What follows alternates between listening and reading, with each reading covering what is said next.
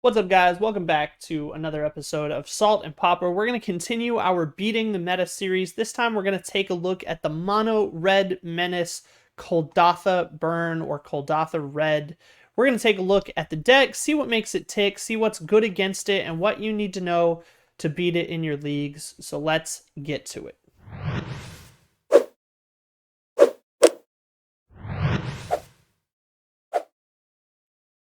All right, so the first thing to be aware of for Kuldotha Burn is to know that there are three distinct variations of Popper Burn, Kuldotha Burn, or Kuldotha Rebirth, or otherwise known as Kuldotha Red, floating around in your leagues right now. First off, we have Kuldotha Burn.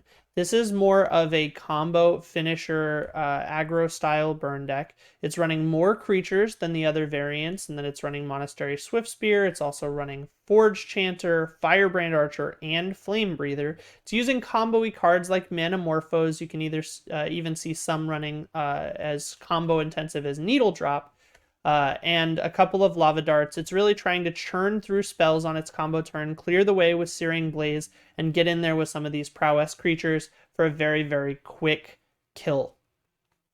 Next up is going to be the traditional Popper Burn. This is a chain gun heavy, combo intensive burn style of deck. It uses cards like Thermal Alchemist, sometimes Flame Breathers. It's still running the Swiftspear, efficient burn package, except this is ditching the artifact and draw synergies. And it's really just going super, super combo heavy. It wants to play Curse the Pierced Hearts. It wants to play Rift Bolts, Lava Spikes, things like that, and really get in with those 3 damage for 1 mana burn spells and chain gun through very quickly. The last iteration is the standard Kuldotha Red variant. This is running artifacts, sometimes Implement of Combustion, sometimes Chromatic Star, with Experimental Synthesizer and Volderan Epicure blood tokens. In order to sacrifice those tokens for Kuldotha Rebirth, some are running Goblin Bushwhacker as well to get in some fast damage. And then it's running a host of burn, the Galvanic Blast, Chain Lightning, Lava Dart, Lightning Bolt, Searing Blaze in some cases, and even Fire Blast in some other cases. And it's running a small artifact sub-theme with that Great Furnace Combustion Synthesizer for these Galvanic Blasts so that they are efficient and always 4 damage. Out of the draw side of things, Implement of Combustion as well as Star and Synthesizer both offer some small incremental card advantage. Epicure allows some card selection with those blood tokens, and then Reckless Impulse is a draw 2 spell in this deck most of the time. So really goes deep on cards as well as going wide on the board very, very quickly. You see the overwhelming percentage of this deck is a 1-drop. So just be aware this deck is very, very fast, but it does rely on combat for sustained damage. You'll notice the burn package is fairly light here, just running the Blast, the Chain Lightnings, the Lightning Bolts, and a singleton Fire Blast. So, weaknesses of the deck. The first weakness of this deck in its primary form, which is the Kuldotha Rebirth variant with this artifact subtheme, is sweepers, and it needs to rely on combat for sustained damage. The problem with having a reduced number of burn spells is that you need to chip in damage with your 1/1s to really enable the kill.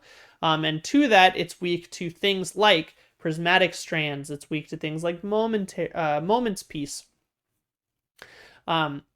As well as singleton life gain sources. Popular cards include Lone Missionary, Armadillo Cloak, Lifelink, Soul Link, which is a new card coming out of DMR for the Bogles list, which is something we'll cover here in just a moment when we go over counter matchups. You also need to be aware that there are some decks running Raise in this format now. Against Tron and the Gates decks, it's operating as a pseudo land destruction spell. Very, very good card. Just be aware you may see them in your leagues running this spell. Very, very good card. Just be aware so that you can play around it. Obviously, cards like Weather the Storm have been historically very, very good against cheap combo-y decks such as this, but this deck has a slightly reduced weakness to that in that most of its consistent damage is going to be on the board, so they're not chain gunning a bunch of spells. Those spells are actually much better against things like this original Popper Burn and this Kuldotha Burn sort of combo-y deck running these Manamorphose, Needle Drop type spells. those are the decks that are much more likely to go big on Storm and give you huge Weather the Storm value. So just be aware, look for some of the key components, right? If you see a Manamorphose, you're almost assuredly running into this Firebrand Archer, Flame Breather, Forge Chanter, Prowess style chain deck. If you see a Curse of the Pierced Heart or a Thermal Alchemist, you're almost certainly running against this classic burn style. And if you see an artifact such as Implement of Combustion or the Experimental Synthesizer, you're almost certainly running against Kuldotha Red. So those are your flag post cards to look out for so that you know which cards to bring in from the sideboard in Game 2. Now, looking at counter matchups, decks that are running in the main board, things that are just inherently good against this. We have decks like the Black-Red Madness Burn that was really popular a while ago and fell out of popularity.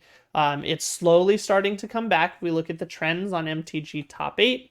You can see that it does still have a small percentage of the meta. I think it's 5% at the last 60 days or so. But what we start to see is we see a trend upwards in decks like Slivers, decks like Boggles, as well as Flickertron, which, while it's not a great matchup against Burn, is a very good matchup against all of the decks that combat Burn directly. Things like those Boggles lists running Armadillo Cloaks, the Coggates or White Weenie variants that get to run things like Prismatic Strands, Sacred Cats, Seeker of the Way, Lone Missionary. All of these are really, really impactful, huge cards in this matchup. So if we take a look at the last 60-day report for meta shares on MTG Top 8, we can actually see that the Pauper deck represents almost 17% of the metagame for Kuldotha Red in the last 2 months. Now, the most important takeaway from this is these two trend slots right here. We have Rakdos coming up, we have Zoo coming up, we have Slivers coming up, and we have Hexproof trending up very, very strongly. And those are all good matchups against Burn. So you see the metagame is starting to adapt. Rakdos or Madness historically running a lot of Vampire's Kisses and things that drain life rather than just deal damage, which obviously sets it very, very strongly against the red decks.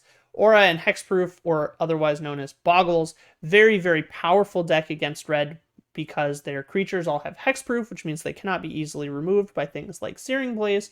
And once you slam an Armadillo Cloak or a Soul Link or a Life Link onto a creature, all of a sudden they can never race you again. So this deck is incredibly powerful against red. The win rate is insane. Keep your eye on it. White Weenie getting to run Prismatic Strands and Sacred Cats, as well as some things to buff them, is very, very good against them. Slivers, another deck that is very, very good against them. Main deck, Lifelink. And then you also have Boros Synthesizer, which is a deck that recently won a tournament and represents about 5% of the meta. Gets to run main deck Lone Missionaries, main deck Seeker of the Ways, main deck Traveler's Amulet. Some of them are even running Golden Egg. So you have a ton of decks available to you that are able to absolutely trounce Burn. And then Urzatron being on the rise down here in the control scheme shows the increase in decks that are targeting the decks that are good against red. You know that Flickertron or Fogtron, as well as Turbofog, has an incredible win rate against Boggles, White Weenie, Slivers, all these decks that rely on combat stats that really don't have much reach outside of combat. And those are all great matchups for the Tron deck, so we're seeing that increase as well.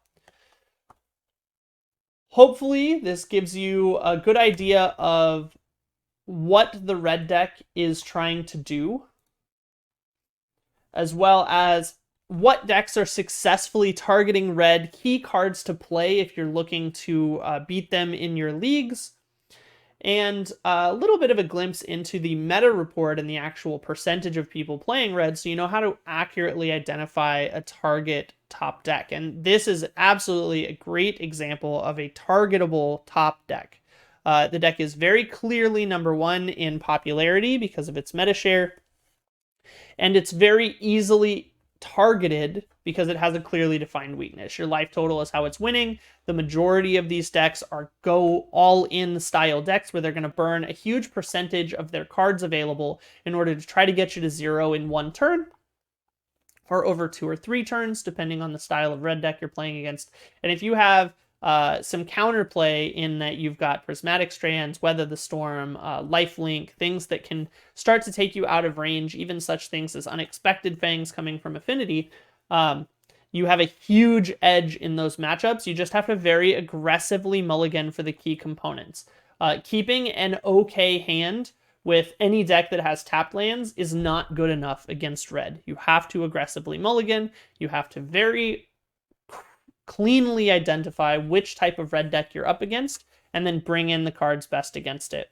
In this case, Lifelink is going to be your biggest counter to the majority of the red decks that you're finding, with things like Weather the Storm, Fogs. All of these can be very, very good for you. Hopefully this helps, guys. I know mono red has been an absolute menace in a lot of people's leagues lately, so this should give you a really easy starting point for what sort of decks you should be playing if you're looking to target red, as well as very important key cards to look for and to make sure you have access to if you are running into these decks in your leagues, so that you can come out on top. So thank you for sticking with me. Appreciate you guys so much for helping the channel grow. As usual, guys, make sure you like, comment, subscribe if you made it to the end of the video. It really does help the channel grow.